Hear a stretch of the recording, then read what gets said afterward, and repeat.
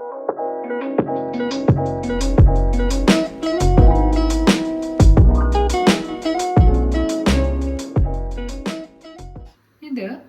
നമ്മളെ സ്ക്വിഡാണ്.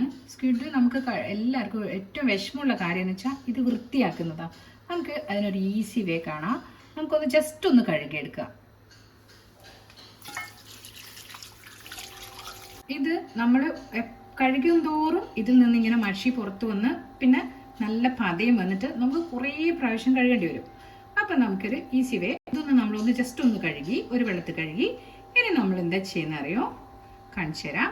നമ്മൾ ഒരു 1/4 ടീസ്പൂണൊന്നും വേണ്ട, കുറച്ച് മഞ്ഞൾ ഇട്ടാൽ മതി. അത് കഴിഞ്ഞിട്ട് ഈ വെള്ളം തിളയെന്ന് വരുന്ന തിള വന്നിട്ട് നമ്മൾ ഓഫ് ചെയ്തു. എന്നിട്ട് അതിലേക്ക് നമ്മൾ ഒന്ന് വെറുതെ കഴുകിയ സ്ക്വിഡ് ഇട്ട് കൊടുക്കുകയാണേ. എന്നിട്ട് അതൊന്ന് അടച്ചു വെച്ചാൽ മതി. അപ്പം തന്നെ ഇതിൻ്റെ തോലൊക്കെ നമുക്ക് എളുപ്പത്തിൽ വൃത്തിയാക്കാൻ പറ്റും. മാത്രമല്ല സ്ക്വിഡ് ചില ആളുകൾ ഇത് കുക്കറിൽ ഇട്ടിട്ടൊക്കെ ഇത് വേവിക്കും. അപ്പം നമ്മളിത് കൂടുതൽ വേവും തോറും ഇതിൻ്റെ ഹാർഡ്നെസ് കൂടുക ചെയ്യുക. അപ്പം നമുക്ക് നല്ല സോഫ്റ്റായിട്ട് ഒരു ഇളനീര് പോലെ ആ കഷ്ണം പോലെ നമുക്ക് മുറിച്ചെടുക്കണമെങ്കിൽ ഈ സ്ക്വിഡ് ഇത്ര മാത്രം വേവേണ്ട ആവശ്യമേ. ഇത് വേവുന്നതല്ല, ഇത് ജസ്റ്റ് ഇത് വൃത്തിയാക്കാൻ നമ്മളൊന്ന് ചൂടുവെള്ളം തീ ഓഫ് ചെയ്തു നമ്മൾ ഇത്തിരി മഞ്ഞളിട്ടിട്ട് ഇതൊന്ന് അടച്ചു വെച്ചാൽ മതി. എന്നിട്ട് അതൊന്ന് ഒരു 5 മിനിറ്റ് അപ്പോഴേക്ക് ഇത് വൃത്തിയാവും. നമുക്ക് നല്ല പീസായിട്ട് മുറിച്ചെടുക്കാനും പറ്റും. നമുക്കിത് നോക്കാം. നമുക്കിത്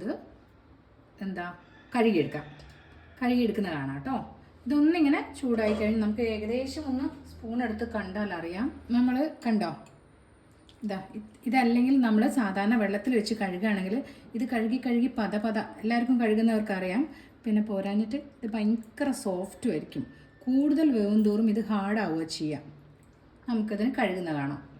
അപ്പോൾ നമുക്ക് നോക്കാം. ഇത് കണ്ടില്ലേ, ഇത് അല്ലെങ്കിൽ ഇത് നല്ല മഷി ഇങ്ങനെ ഒഴുകിക്കൊണ്ടേയിരിക്കും. നമുക്കിത് ഇതിൻ്റെ പുറം ഭാഗമൊക്കെ നമുക്കിങ്ങനെ ഒന്ന് കഴുകാനേ ഉള്ളൂ.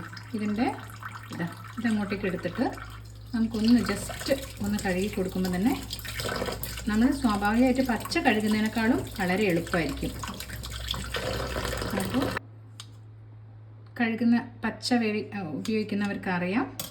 ഇതിൻ്റെ ഉള്ളിൽ ഇത്രയും ഉണ്ടാവും. പക്ഷേ നമ്മൾ പച്ചയാകുമ്പോൾ ഇത് കഴുകി കുറേ പതയായിരിക്കും. നമുക്ക് കഴുകാൻ നല്ല ബുദ്ധിമുട്ടായിരിക്കും. അപ്പോൾ എന്നിട്ട് നമ്മളിങ്ങനെ വെള്ളത്തിലേക്ക് ഇടുന്നു. കണ്ടില്ലേ? അപ്പോൾ ഇത് ഒന്നുകൂടെ കഴുകണം. നമ്മളിങ്ങനെ ഇതിലേക്ക് ഇടുകയാണ് ചെയ്യുന്നത്. നമ്മൾ നന്നാക്കി കൊണ്ടുവന്ന കൂന്തൽ കണ്ടോ, ഇതാണേ. നന്നായിട്ട് 2-3 വെള്ളത്തിൽ ഇതൊരു 2-3 വെള്ളത്തിലാണെങ്കിൽ അതായത് 5-6 പ്രാവശ്യം വെള്ളത്തിൽ കഴുകേണ്ടി വരും. അപ്പോൾ ഇതിൻ്റെ ടെക്സ്ചർ രണ്ടിൻ്റെയും നിങ്ങൾക്ക് മറ്റേ രീതിയിൽ ഉപയോഗിക്കുന്നവർക്ക് മനസ്സിലാവും.